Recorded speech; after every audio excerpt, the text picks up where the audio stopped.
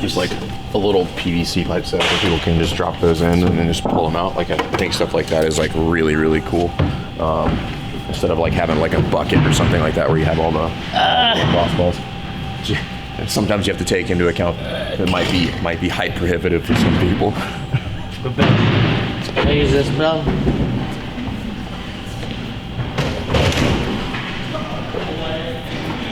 Good weight for me today.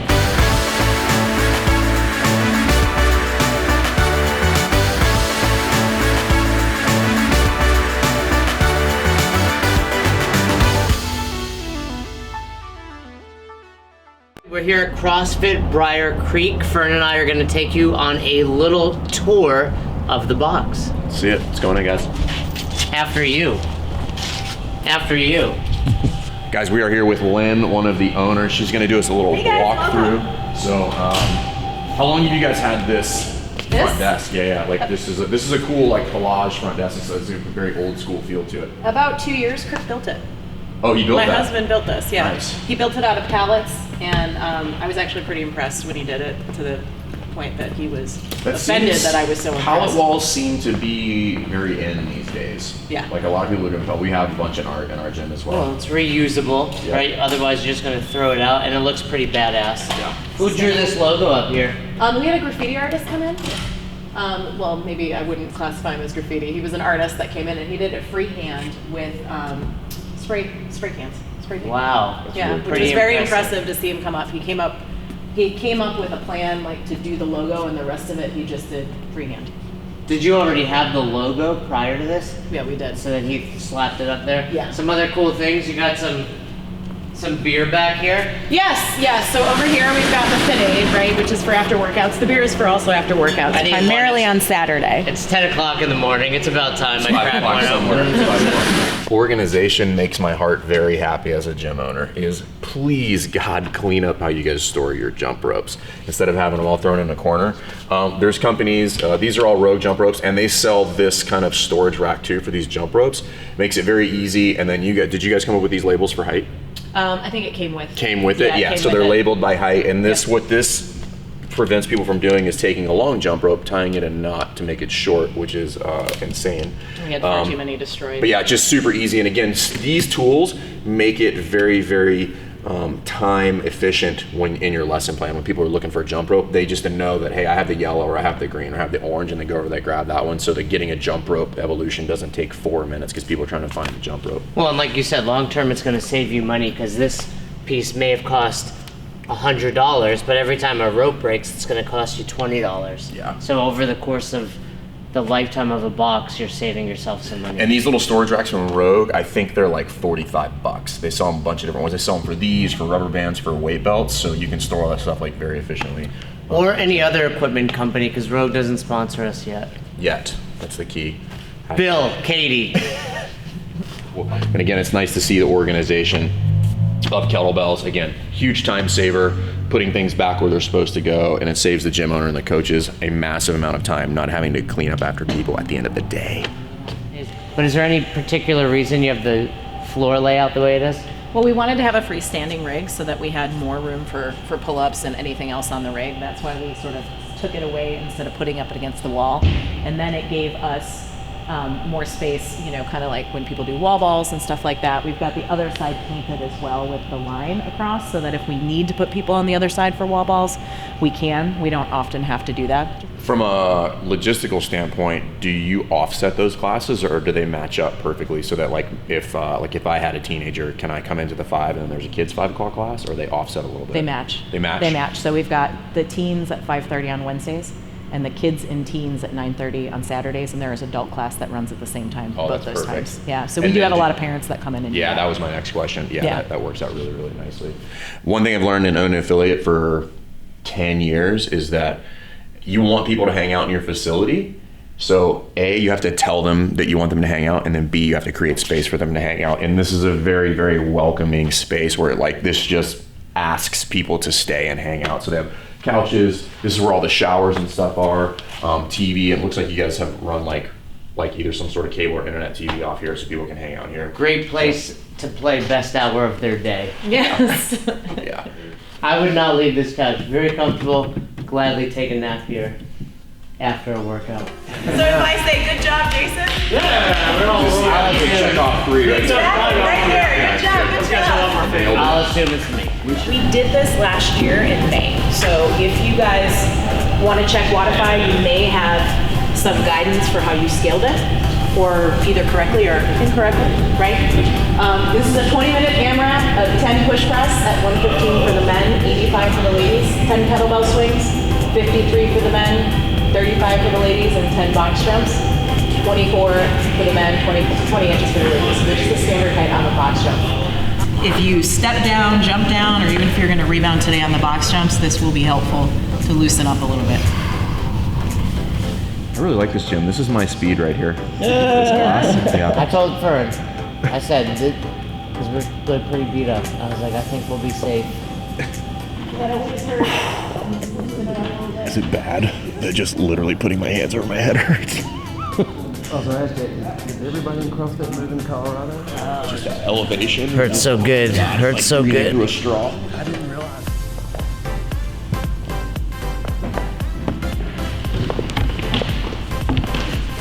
That little red thing is cool. Something to think about as Star you guys Wars. get into the workout if I see you doing it. Ready? Oh, took 100% effort.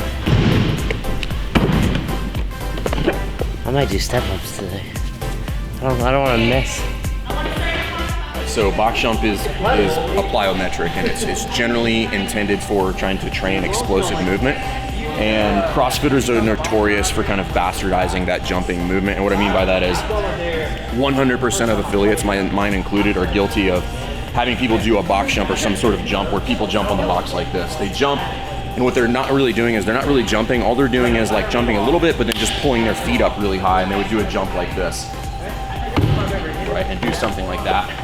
And if we think about that movement pattern of not actually opening my hips and just pulling my feet up really quickly, there's not a lot of transfer to other movements. And if we think about CrossFit, and one of the core principles is that core to extremity movement of just getting hip extension. So this workout today was paired with a push press, and if I think I'm just trying to get to hip extension, and then if I do half of the reps, if I'm doing 10 push press and then 10 box jumps, and I'm not actually utilizing hip extension on the box jump, I don't get that skill transfer when I move to other movements like the kipping pull-up, the muscle-up, the push press, the push jerk, the kettlebell swing. And all three of these movements are really highlighting like full hip extension. So one thing you can do is you can de-emphasize the speed on the box jump, and what you can start to emphasize a little bit more is actually jumping. And one of the things you can try to think about is, instead of having people worry about like just getting their feet on the box, maybe you have them lower the box, and you can give everybody the emphasis of today's box jump is to land as high in the squat as possible. So the difference would be doing a box jump like this, really low in the squat, versus having people slow down a little bit and then worrying about hip extension and getting a little bit higher on the box, because now that skill of jumping or this explosive movement of hip extension now is going to get more transfer across more movements. And that's just something we've all emphasized, speed and getting more reps versus like what is the skill transfer and what are we trying to emphasize in the box jump. So maybe change what your focus is. So good progression for the kettlebell swings. So she did like basically Russian swings into American swings. If you guys are looking for like other ways to create progressions for the kettlebell swings, you can do all sorts of stuff, but some different things that we played around with over the years is just starting with the deadlifts like we already did today, and then moving into one-arm kettlebell swings, just Russian kettlebell swings. Really focus on making sure people use their hips instead of their arms, and then progressing from those one arms into double arm or double handed grip for the kettlebell swings, just to add like different stuff in there. You can do like different stuff like just having people just do swings like this, just working with it on stabilization. You can literally have them go across the body this way too. And then as you get people going, just start one hand. And a little pro tip, if you really want people to do it right, have people start with a one-arm kettlebell swing with their non-dominant hand, and they tend to do it significantly better than if you just start with a two-handed swing. And here it is, everybody, the ponytail moment of the day, which is so painful for me to even think about.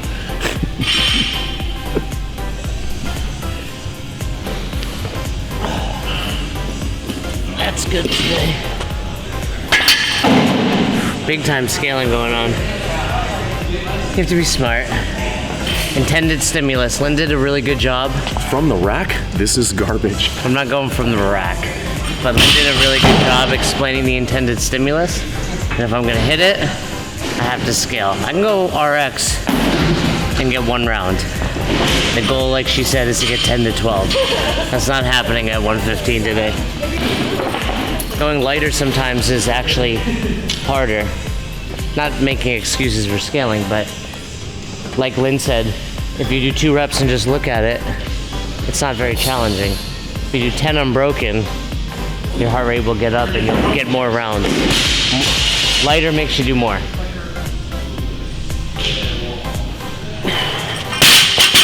I think that's gonna be plenty for today. That volume's gonna be super high. So. Poker chips. But first, coffee. What do you need, 20? You need 20 poker chips? Give me at least 20.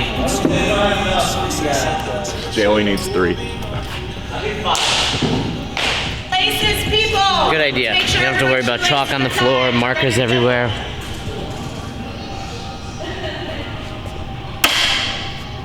Right there. 20 minutes, 10 push press, 10 kettlebells. 3, 2, 1.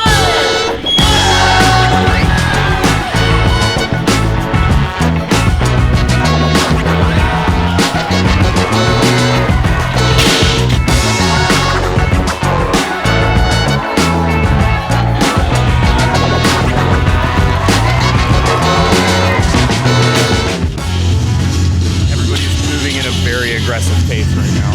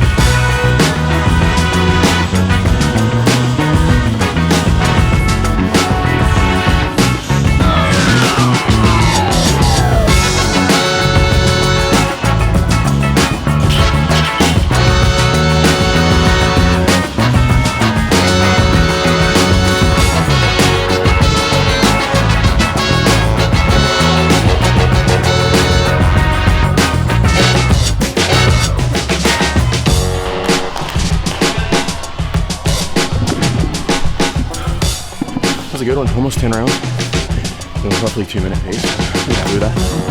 It's a good kind of like moving day workout. Nothing super complex. Right? If you scale the load correctly on the barbell and the kettlebell swing, you can keep like a really consistent pace. So it's good. Nice job, Jason. Well done. Good workout. Proper scaling. 12 plus 10. Like I said, if you go lighter, you just have no excuse to stop moving. Just keep going. More people have to scale more often. Good stretching. Oh, for sure. And for the last 500 that I did, Good we were switching in the yapping 500s, I was like, amongst the community. yes! And I did 250. Just the right balance of encouragement Oh, this was bad. and trash Oh, I talk. totally missed it. All right, so we just finished the hero workout. Tons of repetitive movement in there. So 3 movements, 10 reps each, 20 minutes. So lots and lots of volume. So a couple things. What would you be looking for in something like the push press? Like low-hanging fruit that you can coach in a push press for high volume. High volume like that, I think inevitably people will start to jerk. So making sure that it does remain true to the push press, not that it's terrible if people start to rebend their knees, but it is changing the movement pattern. And on this, it's at a load that should be challenging to push press, not necessarily to push jerk. So probably keep my eye on that. And then Lynn was doing a really good job. I heard her, and then debriefing after, people just coming on their toes. Yeah, that's like probably the lowest hanging fruit. I was just like, look at people's feet in the push press, particularly high volume, moderate to low weights, where people like myself included, I've got a previous ankle injury, so I do know I tend to get to my toes. But if you're walking around and you're coaching and you're like struggling to see things, like just look at the feet. Like feet is always an easy one. Just stare at everybody's feet. You will eventually find something with regard to an error with stance or with balance at the foot. So just something to consider if you're coaching and looking to try to really help coach people. Yeah, and if you're new and you have 10 people doing the push press, like Fern just said, maybe that's all you focus on. If not for the entire 20 minutes, hey, I'm going to watch the clock, and for the first 7 minutes on the push press, all I'm going to coach is weight in the heels, get off your toes, whatever the cues that you're using are. But there's nothing wrong with that, just focusing on one of the points of performance. And I can tell you, having been in class, hearing her do that to others kept me in a better position on my heels. So it's really reinforcing everyone's movement pattern. Yeah. All right, we're here with Lynn and Kirk. We're at CrossFit Briar Creek. We just took an amazing 8:30 a.m. class despite the early wake-up call today. It was well worth it. Yeah. Fern, what did you think? I thought it was a great class. Nice job. I thought, you. yeah, it was a good warm up. We did a little bit of mobility on the front end. She had good progressions as we went through all the movements. We had time on the back end for a cool down, which was very nice. So I think we were doing the cool down with like 7 or 8 minutes left. So I thought it was really good class management as far as like timeline goes. Yeah, I told Fern before we got here I wasn't worried about too much volume. I knew you guys would program well and we would get coached.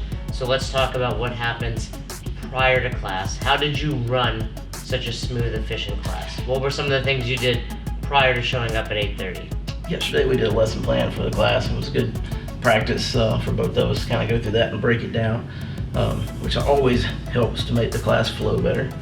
We don't always have a chance to do the lesson plan, and we kind of, we do our own thing, but it's good to step back, and we did that last night and look through everything. Yeah. So it definitely helped. Did you hit the times on your lesson plan? We did. A little bit. I was a little bit late because I had an Good athlete start. that was a little slow getting his bar loaded. But, I understand we had visitors, and also when you have visitors, sometimes they don't know where all the equipment is, the bathroom, I mean, I'm a visitor, so I'll take the hit on that, but maybe plan for that in the lesson plan. No, I did. Totally I my still fault. had 7-8 minutes at the end I was for the feeling mobility. a little slow, and I did acknowledge that. I was like, I'm trying Yeah. not to be that guy right now, so No, I get it. I took a little bit longer on the front end with the mobility just because we did bench press yesterday. So Kurt and Got I it. planned for 5 minutes, but as I was watching the clock, I felt the group needing a little bit more because I felt I needed more when I was doing it myself. That's a really good point, and you would only know that if you do your own boxes programming. Correct. So, because you did that, you felt what your body was feeling, the soreness from the bench, knowing that they're about to go overhead plus kettlebell swings. You knew what felt good for you. Plus, I think reading us whining, or hearing us Yeah, whining, there might have I been a should couple say. tears shed with that first You know, lacrosse 'cause- ball. And I was really thrilled that we did that.